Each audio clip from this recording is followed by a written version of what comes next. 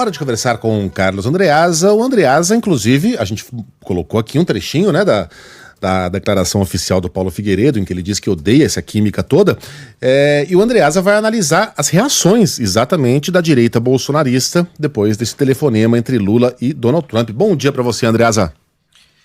Bom dia, Megali, bom dia, meus amores. Porque há um negacionismo, né? É previsível. A conversa existiu e ela é uma evolução inegável. Goste-se ou não de Lula, goste-se ou não de Donald Trump, a conversa existiu. E em cerca de 15 dias, a gente partiu da inexistência, e era um problema do governo brasileiro também, a inexistência de relações para a constituição de relação após uma conversa diplomática tratada pelos corpos diplomáticos dos dois países em segredo durante 10 dias, pegando todo mundo de surpresa ontem. A ocorrência dessa reunião. Então, isso é uma evolução inegável. Emoções à parte, paixões à parte, há 15 dias, antes da Assembleia da ONU, tinha-se nada, e agora você tem os dois presidentes conversando, tendo conversado e projetando encontros presenciais. Do ponto de vista da imagem do presidente Lula, e eu estou falando há um ano da eleição, análise do discurso, análise da imagem. Do ponto de vista da imagem competitiva do presidente Lula, nada melhor poderia ter acontecido naquela que é a melhor fase do seu governo.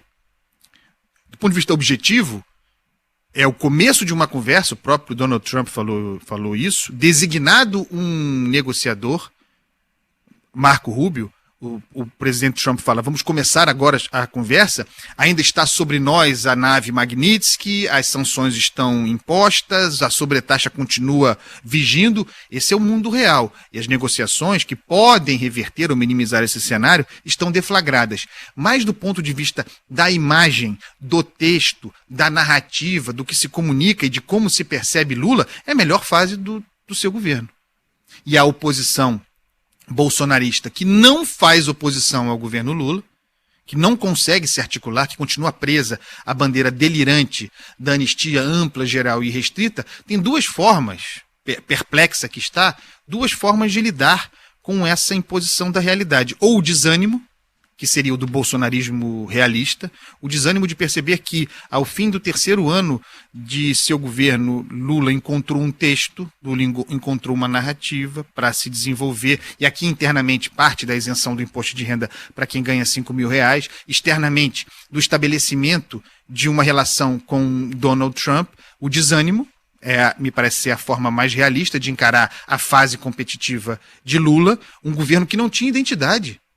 Um governo que eu considero ruim e que, ademais, não tinha identidade, não tinha caráter. Agora é inegável a análise política que o governo Lula tem uma identidade a partir do que se desenvolver.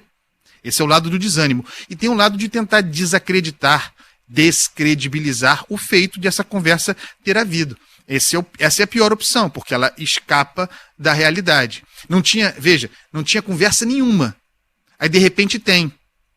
Ah, não, mas agora tem o Marco Rubio. Ora, o Marco Rubio é alguém hostil aos governos de esquerda na América Latina, mas ele é o secretário de Estado. Você imagina que Donald Trump delegasse quem para tratar da matéria Brasil? Claro que seria Marco Rubio. Ele pode criar dificuldades para o Brasil? Pode, mas ele é o delegado. Antes nem delegado ele era, agora ele é o delegado de Donald Trump. Ele é hostil aos governos de esquerda na América Latina? É, mas ele tem uma limitação para a sua autonomia, afinal de contas o presidente é o chefe dele, é Donald Trump. Então as coisas evoluíram, e para o bolsonarismo eduardista, o desespero, a perplexidade passa pela leitura de que foram pegos de surpresa, e aí já cria um novo muro, né? Antes era inatingível, não tinha conversa, estavam inclusive debochando do fato de que a conversa não acontecia. E a conversa, não iam conversar, não ia ter o encontro, aí veio a conversa, aí de repente surge a nova fortaleza, que agora é Marco Rubio. O que está em xeque, Megali, com todas as ressalvas feitas, porque é o começo de uma conversa, Magnitsky continua sobre nós, a situação melhorou. Mas do ponto de vista do texto, a perplexidade deriva de que estavam todos construídos em função do monopólio, da condição monopolista de diálogo com a Casa Branca. E de repente o governo brasileiro furou esse monopólio, ou desafiou esse monopólio, estabeleceu uma relação. E não é a relação com o Marco Rubio, que é a que o bolsonarismo tem, é a relação com o presidente Donald Trump. Então, esse é um momento de fraqueza, de desarticulação da direita brasileira, perplexa entre desânimo e descrença sobre o que aconteceu em qualquer um dos cenários, Lula nadando de braçada. Eu repito aqui o que eu disse. Lula nunca foi carta fora do baralho, mas agora ele está pautando o debate, ele está dando as cartas. É uma mudança muito grande. Até muito pouco tempo, era um governo que eu classificava como reativo. Estava sempre reagindo aos acontecimentos, nunca pautando. Agora, tanto interna quanto externamente, especialmente internamente, o governo Lula bota na frente. Isso é um dado da realidade. E a oposição, que não faz oposição, que briga internamente, ainda não conseguiu encontrar a embocadura de como enfrentar essa nova etapa há 1 ano da eleição, tá? Não nos esqueçamos disso. Andreasa, e na vitrolinha? A vitrolinha, Arlindo Cruz cantando Zé do Povo da Antiga, lá do B, adoro. Sobe o som. Beijo. Beijo. A humanidade amanheceu vazia. Onde andará a minha fantasia? Cadê a força para o dia a dia? Onde está meu povo? Onde está o amor?